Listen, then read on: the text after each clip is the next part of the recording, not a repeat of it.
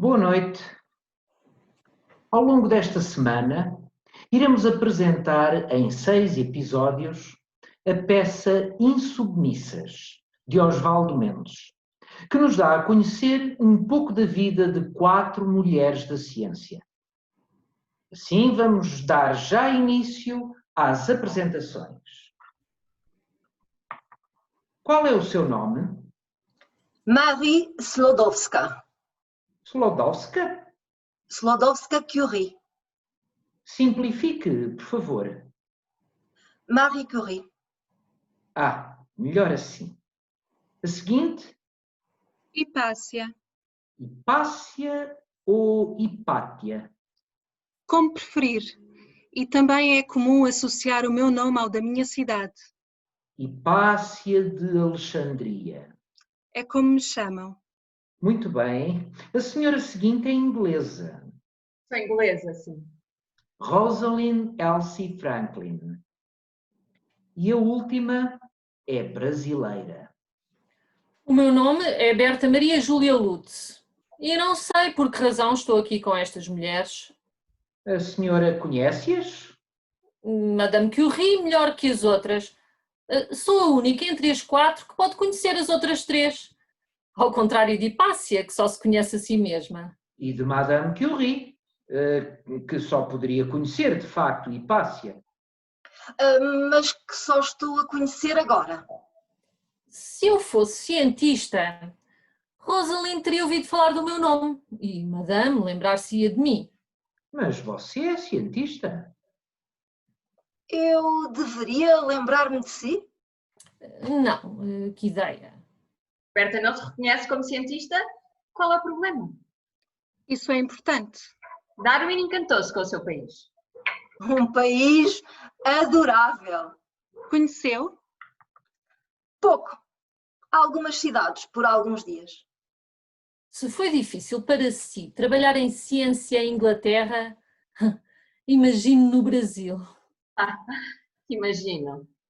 Não, a senhora não imagina. Berta, eu agradecia que não me tratasse por senhora. Sim, como queira. Para uma mulher não faz diferença trabalhar em ciência no Brasil, em Inglaterra ou na França, de Madame. Ou na minha Alexandria.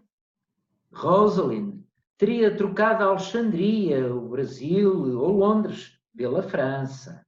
Não é verdade? Eu gostava tanto do país de Madame que me acusavam de francófila. Gostava do meu país? Sim. Os meus 3 anos em França foram sobretudo de trabalho. Mas também de alguns bons momentos de ócio. Com 30 anos, divertia-me quando me chamavam daquela solteirona. Uma balzaquiana. Os franceses podiam ser especialmente cruéis com uma mulher solteira independente depois dos 30. Em Alexandria a idade só era problema para as mulheres cristãs, que só existiam para a procriação. E como eu não era cristã... O tempo é implacável para uma mulher que queira fazer carreira na ciência. Por isso voltei para a Inglaterra. Podia ter-se casado com um francês, como Madame. Se encontrasse um cavalheiro como Pierre Curie, até podia. Mas quer saber? Nunca ia dar certo. Tudo que um homem quer no casamento é fixe. Eu nunca tive a menor vocação para a maternidade. Eu também nunca tive paciência com crianças muito pequenas. A Madame teve filhos? 2 meninas. Com um sogro como o dela, até eu. Como é que sabe? Quando eu nasci, Madame Curie já era um nome internacional. Uma celebridade tão requisitada quanto Albert Einstein. Quem? Ai, esqueça, não interessa. O pai de Pierre era um bom homem. Culto, paciente. Velho e sozinho, cuidou das meninas, principalmente de Irene, enquanto nós estávamos no laboratório ou em viagem. É, os filhos podem ser um estorvo. Eu não diria isso. Pois, mas poucas mulheres conservam a sua independência depois de casarem e terem filhos. Em geral acabam por se anular. Cansei-me de ver isso. A Madame talvez não saiba, mas só foi aceite na família Curie pela sua inteligência masculina. E quem é que disse isso? A sua filha, Irene disse isso. Eve, na biografia que escreveu sobre si. Então, inteligência também é uma questão de género. Talvez um dia a ciência possa definir as características de uma e de outra. Eu espero que não. Era uma piada, e passa. Então poderíamos dizer que Eve, escritora e pianista, tinha uma inteligência feminina. E Irene, Prémio Nobel de Química, tinha uma inteligência masculina. Logo, a arte é feminina e a ciência masculina. Isso também é uma piada, claro. Eve não quis dizer o que disse. Mas escreveu que a senhora só foi aceita pelos pais de Pierre pelo seu caráter e pela sua inteligência masculina. A discriminação contra a mulher é tão comum que até nós repetimos as tolices que dizem sobre nós. Ora, Dona Berta Lutz, a nossa líder feminista, quem diria? Líder feminista? Então, a senhora também nunca se casou? Parar de me tratar por senhora, por favor. E não, nunca me casei. Algum problema? Não, problema algum. Mas então, tirando Madame, somos 3 belas solteironas. A não ser que Hipácia O que é que tem? também nunca se casou? Não precisei. Não precisou? Como assim? Em Alexandria as mulheres casavam-se por necessidade ou por motivo religioso. Entendo. Mas eu dava muito bem com os homens, Rosalind. Nós também. Nem sempre, não é, madame? Os embates com os homens da ciência destruíram qualquer hipótese de casamento na minha vida. Ter que suportá-los na universidade já era suficiente. Eu dava melhor que os meus colegas do Partido Trabalhista. A filha de banqueiros preparava delícias da culinária francesa para os seus amigos socialistas. Pois, se não sabe, eu fui deserdada pelo meu pai Mas logo socorrida pela sua mãe. e pela irmã do meu pai. As duas juntaram-se e pagaram os meus estudos. Tudo igual, em qualquer tempo ou lugar. A mulher, estudar para quê?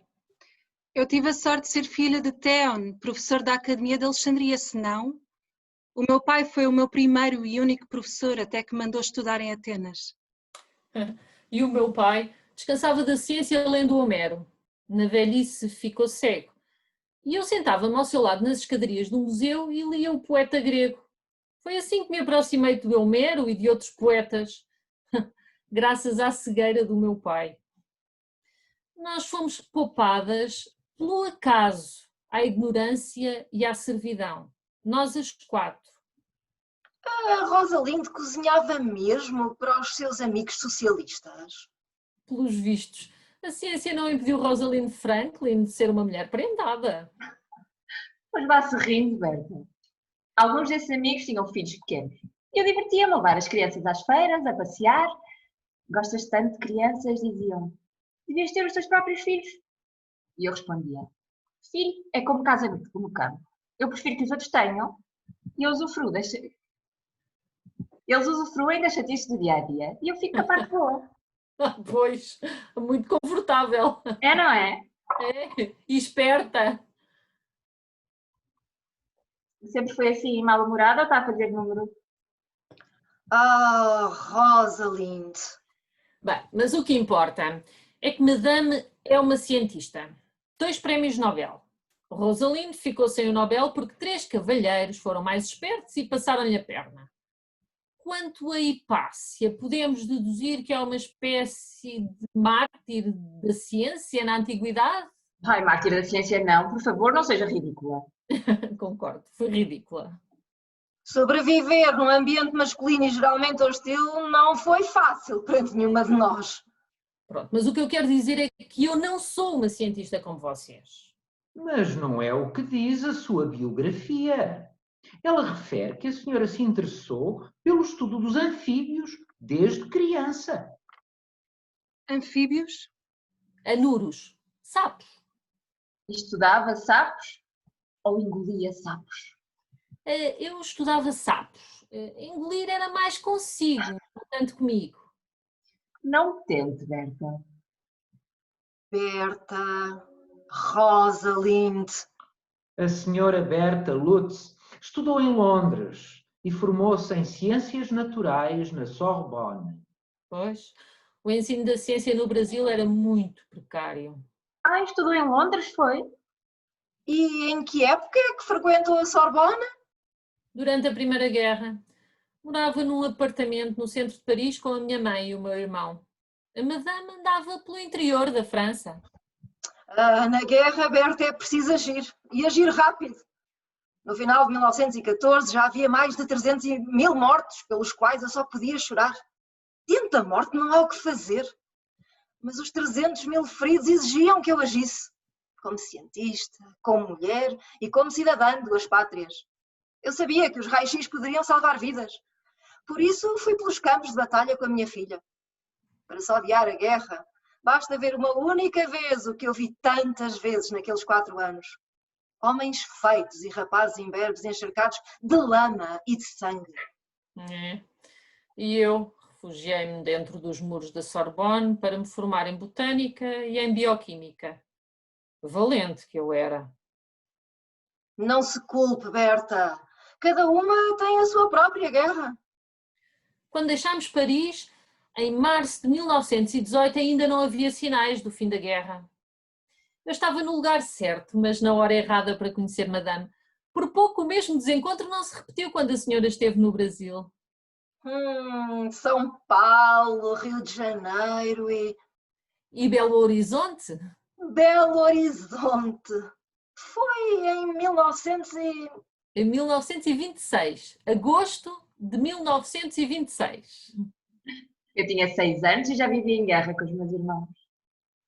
Como é que é o nome daquela outra cidade? Lindóia. E Águas de Lindóia. Eu estava na comitiva que a recebeu em São Paulo. Estava na comitiva? Sim, senhor. Visitámos a estação biológica do Alto da Serra e à noite apanhámos o autocarro para Belo Horizonte. Eu, a senhora e a sua filha Irene. Pois, desculpe, a minha memória... Sabe que deram o seu nome a uma fonte em Águas de Lindóia? Só espero que não se chame Fonte Marie Curie de águas radioativas e milagrosas. Águas radioativas, raio-x, mas que nomes interessantes. Mais do que imagina, Hipácia, mais do que imagina. Muito bem. Por hoje ficamos por aqui. Continuamos amanhã com o próximo episódio. Boa noite.